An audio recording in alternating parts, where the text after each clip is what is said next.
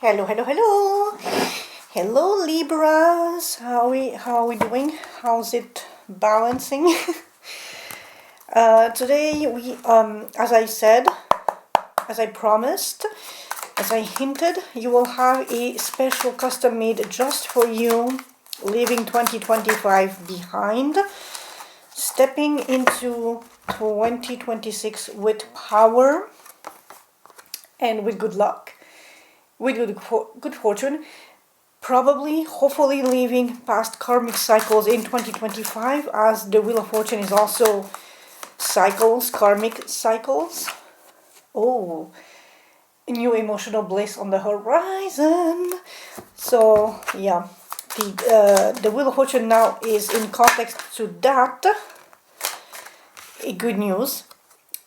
New romance, new bloom, or just something that will make you feel happy. I do not restrict exclusively to romantic things, as opportunities can make you feel whole and happy and satisfied. Definitely good news on the horizon with the Six of Wands, good communication, victory, celebration, being seen, being appreciated. And see, just being appreciated might be that Ace of Cups for you, that you are finally validated in whatever you were doing, or recognition always feels good.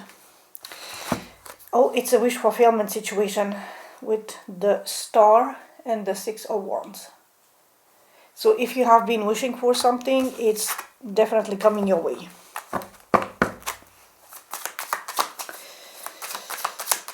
So you are diplomatic and harmonious vibe seeks balance, but can lead to people pleasing and avoidance of conflict. This spread targets indecision and dependency for empowered choices in 2026. Oh, this could be concerning a higher level soulmate situation, partnership, or a very sort of big level choice in your life.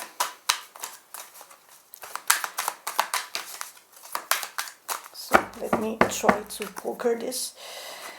We are day 2 post cat bite on my thumb, so my thumb is getting a little better, but still not fully back in. No, I definitely can't. Okay, so let's stick to shuffle. At least it's not as bad. So, oh, why are you so defensive, so standoffish? What are you blocking? Are you protecting yourself, or are you blocking outside people? Well, I mean, defending yourself against intrusion is basically the same. Oh, Three of Cups. Why are they so sticky? Three of Cups, Six of Pentacles. Your community or your friends will give back to you in some capacity. Potentially financial, potentially just something concrete that can benefit you upon receival. And I'm gonna cut here for my beautiful Libras. My sister's a Libra, and her indecisiveness is a threat against humanity. I mean, I love her, but it is what it is. And I say that with love and care and a bit of tease, if you didn't get the hyperbolic angle of it. Oh, look at that! We have the Six of Wands again. Isn't that beautiful? And we have new inspiration. And your defensiveness again. Interesting. Are you like just afraid of making the wrong choice because you think of overthinking of all the outcomes and potential repercussions, and thus you are lingering in that decision making? But if you just make that whatever decision and roll with it, fortune favors the bold. Take on the Wheel of Fortune, so just act. Stop dilly-dallying and overanalyzing and just not choosing something. It's not for your better good. So, the balance illusion. what indecisive thought stems from fear of disharmony? And I know you value harmony and peace and kumbaya, my friend, because that's what my sister is all about. But sometimes a little bit of conflict needs to slap somebody's ass to put them back in line. So don't be so indecisive in fear of harming somebody or just gently slapping someone back into their place. 401, 601, so this is definitely in the home space, recognition and celebration.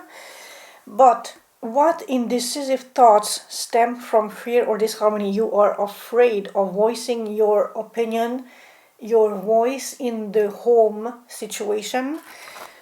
Depending on your partner, I can understand why. If you are criticized especially, or always pulled down, or taken advantage of, but like used against you, as in you make one bad choice and it's used against you ad eternum until, like, you made one bad choice 20 years ago and your partner, spouse, whatever, is still remembering and utilizing that against you when you are confronted with a difficult choice. So your indecisiveness in that light stems from the fear of causing even more havoc and having another something that they can use against you. And this can be, like I said, the spouse or children or meaningful people in your home environment. But in 2026, we want to try to rise above that. And in that light, you may want to take a little more time to make that decision, but don't take over too much time, because that's also something, that's also ammunition that they can weaponize against you. So we want to be a little more fiery, a little bit more bold, passionate, a little bit more decisive, a little bit more going into war like you own the freaking battlefield. The Five of Cups popped out, so you are in a space of lingering in mourning and grievance of things that you have lost, and this can be a plethora of things, of just not being seen, recognized, of taking things too slowly, and sacrificing your better self for the stability of the house, of the home, of everybody's well-being, emotional, psychological, physical, above and beyond yours, where you dim down your own light, your own fire to please everybody else. Although we are smack in between two holidays, the construction workers building a house, like on the other side across my street, are back in doing stuff. So as I was saying, you dim your own light, your own beautiful sparkly fire, because in the past your lack of decision making or swift decision making led, or okay, so one choice that you made turned out bad and now it's weaponized, but also your slowness in making decisions is weaponized. So you are sacrificing a lot, and it seems like you are perpetually navigating or being stuck in the swamp of grievance and mourning because you are not acknowledged for what you bring to the table, which people today especially underestimate the power of diplomacy to a level that my God, it's not even that they take it for granted, they just don't acknowledge that diplomacy is the glue that holds a lot of things together. So let's move to position number 2, the pleasing pattern. How does your diplomacy enable unbalanced relationships? Because you allow others to walk over you, basically. Ace of Wands, new fire, new spark, and we have King of Wands. So are you letting someone in your life that is the charismatic, go-getter, hard worker do all the stuff?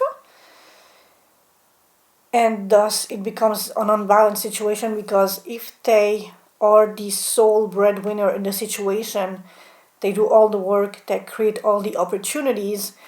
It leaves you behind being the one receiving, and thus it gives them ammunition to use against you when you want to voice your opinion or your concerns, because you are not bringing the same amount to the table as them. So your worth and your value are by default automatically diminished. Even if you bring good rational thoughts, concerns, because they don't see you at the same equal value as them, being out there working and expanding resources and possibilities or just opportunities. It's like, I bring all this thing home, what are you doing?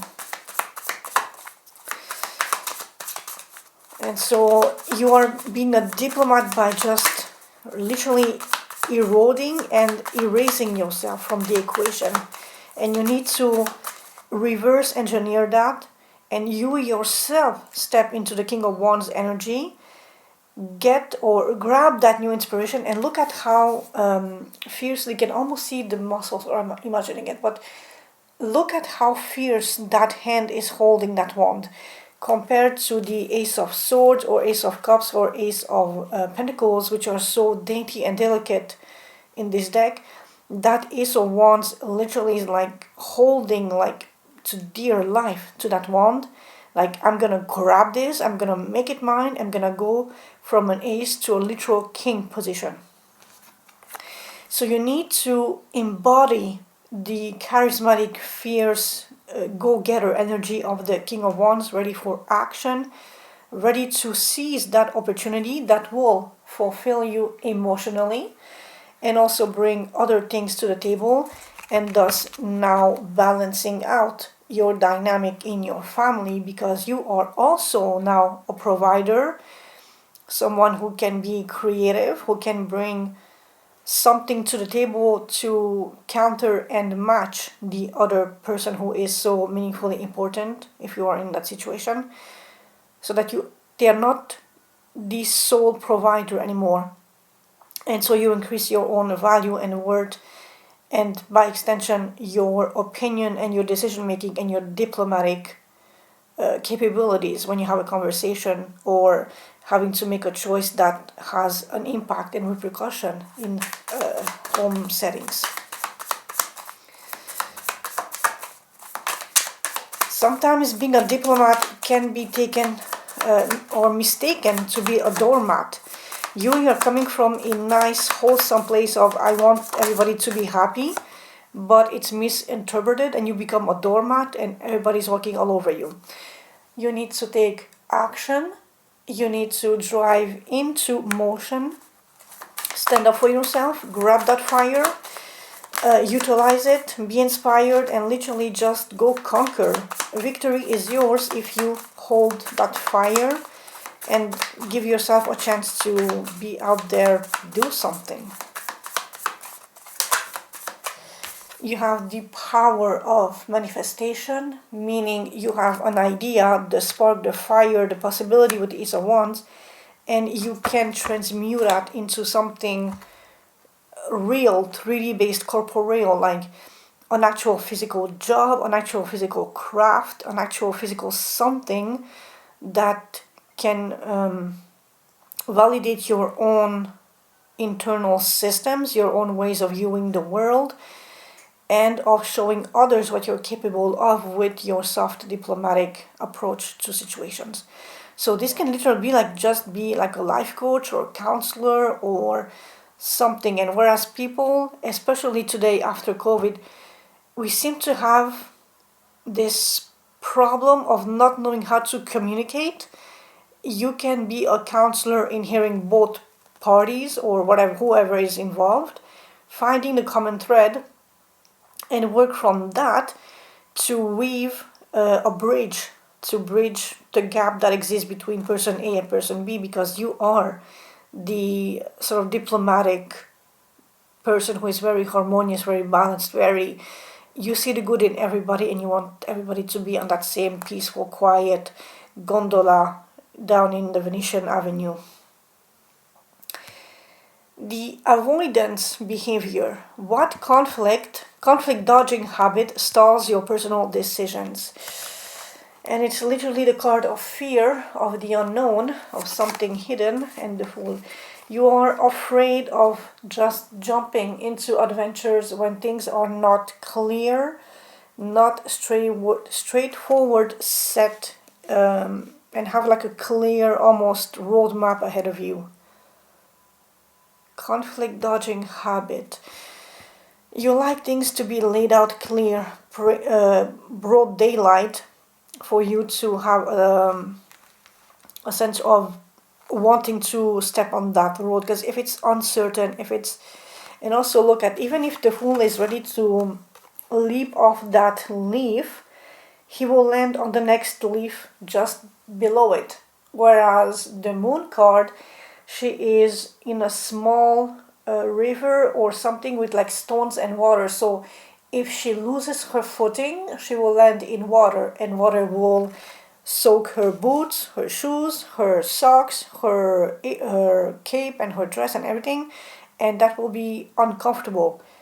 Whereas the Fool, he just leaps and jumps to the next leaf, and he will like pump on the next leaf, and that's it. It's gonna be like his fall will be cushioned, and there's nothing to it. So your conflict dodging habit stall your personal decision because you want full-blown clarity, you want to be able to see everything ahead of you and all the 10 bazillion potential consequences to every decision. And in this case, decision could be just one step forward, which is stalling you, like literally halting you, literally stopping your progress. And we would like to work on that just a little bit in 2026 so that you have a bit more confidence stepping into the wild, into the unknown, and be confident about it, be secure, not be so worried, so stressed, and so fearful of things that you don't see ahead of you. Something for the Moon, please, for Libra. Oh. No, that's too much, 4 cards. Conflict dodging. On one hand, I understand that conflict dodging, nobody loves conflict unless you are that minority who thrives on conflict, and Libra is not that sign. But conflict is, I don't say necessary, but it's just part of life. So best you can do is analyze it and find a solution out of it. To find happiness, self-fulfillment, wish come true with the 9 of Cups. And you will reach that if you just dare a little bit to step out of your comfort zone and dare go into what is unseen, potentially scary, but it's for your own personal growth. And again, wish fulfillment is such a beautiful thing. You will be happy, blessed, your cup overflowing, but you need to make that tiny bit of a risky step, and stepping into what you do not know, do not see, because that's the whole thing. Fortune favors the bold. Make that gesture, make it coming from the heart, and you will be blessed. With the Knight of Cups, it's making a gesture that comes from your heart, your soul, that will be appreciated, that will make you happy and make other people involved in the situation happy. And the more you are filling your own cup, the more you are growing assertiveness, confidence, and that joyful core essence of the Fool. Because you are so confident and happy that you are no longer afraid of taking that step into the unknown. You just know that the universe has your back and you will proceed forward, which is what we kind of ideally would like to embrace and embody and integrate a little more in 2026. The release lesson.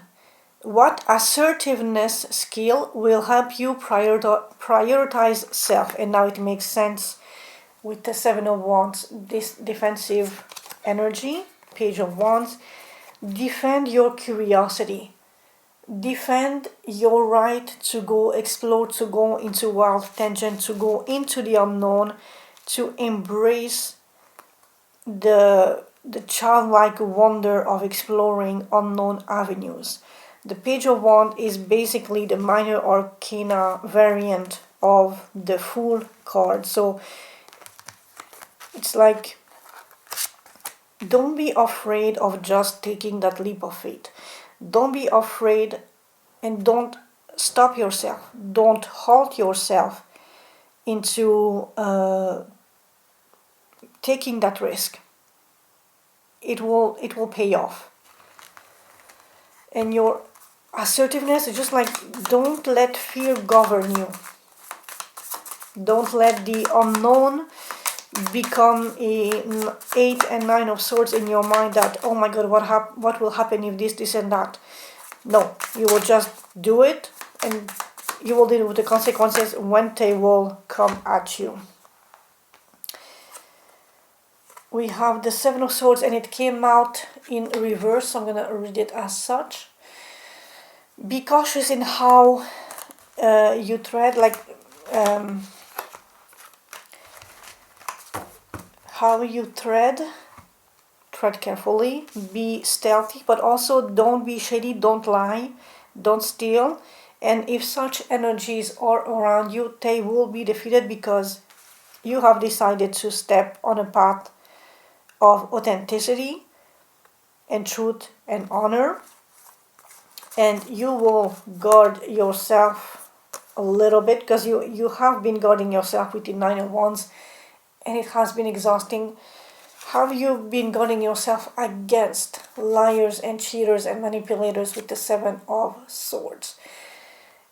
Because after all of this, and you taking a new path of being assertive with yourself, and people around you, people taking from you, people lying from you, people lying to you to take advantage of you and taking from you, you will reach the 10 of Cups. Pure happiness. When I said the 9 of Cups is like wish fulfillment, the 10 of Cups is basically the jackpot. You are at the Jeff Bezos multiplied by 10 level of with the 10 of Cups. But you need to be a little more assertive. Put your foot down.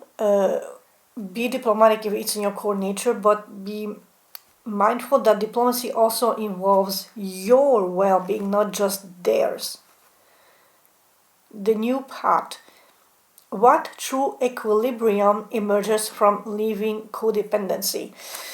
And this might be a little scary with the 10 of Swords, but it's an ending of a cycle, and cycles do need to... Oh my Christmas, gosh, is marinated.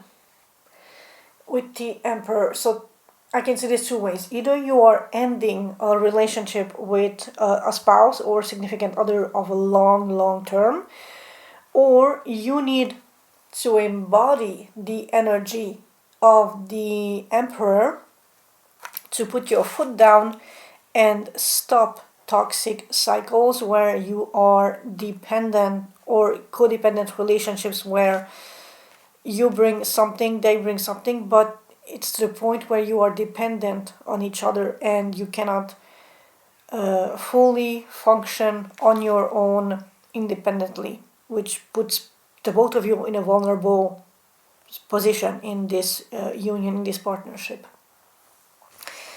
And if you end this, the true equilibrium will be, you will be in charge of your own life. You will obviously need a little time to heal, to bring back balance and harmony into your life. But you will be your own self, master, mistress of your life. You will make your own decision according to your values. Opportunities will come at you that you can grab, that Ace of Wands, make your own money, be acclaimed with the 6 of Wands, be recognized. But you need to walk away from something that you have invested a lot of emotions into. 8 of Cups, 10 of Swords, it's literally you need to end the cycle, walk away, start a new path. Emotional, psychological, whatever.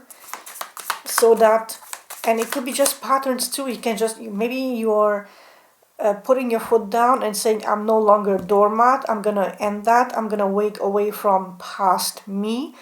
New me will be a little bit more assertive, having my voice heard, my opinion validated and heard and accepted at the same equal value as the others, and no longer just people pleasing for the sake of keeping harmony alive and well. Hierophant, higher level commitment, spirituality, structure. Maybe you need to leave old structures behind and build anew. If, let's say, how will I phrase this? Okay, so I'm going to use library. You have been member of this one library for your whole life, and it has been nice, it has the books you want and everything, but you have outgrown this library, and now you're ready to step into this other library, which is a bit more advanced, a little bit more, has more variety, has a bit more specialized books that can help you grow on all fronts. And by exiting one that you were committed to, the Emperor, and by exiting Eight of Cups, Ten of Swords, you are leaving that behind, but you are moving to another set of the same structure that is more befitting the new you that has literally outgrown the past. It's the same structure, it's still a library, it still has books, knowledge, and everything, but it's just more apt, fitted, and tailored to the new you that you are trying to grow into, being more assertive, being more diplomatic, yes, but a little bit more intellectually sharp and assertive in making sure that your point of view is also validated, respected, heard, acknowledged, and not just taken for granted or taken for like less than what the others bring to the table. I think that's pretty much all I want to say. This has been pretty short. I'm surprised by myself. So we're gonna rock these oracle decks and let's see what the final messages will be for my Libras. Also, in the off chance that my sister is watching, hi, how you doing? Ooh, interesting. I hope you guys had a nice Christmas. So we have the Owl and Solitude reflecting. This is beautiful. But okay, so do you feel sort of alone? Because there's like a very strong sense of solitude in these two cards, in these two images. On one hand, you do have the upper ground, which is the same as the Seven of Wands, the standoffish, deflecting, or, you know, this card.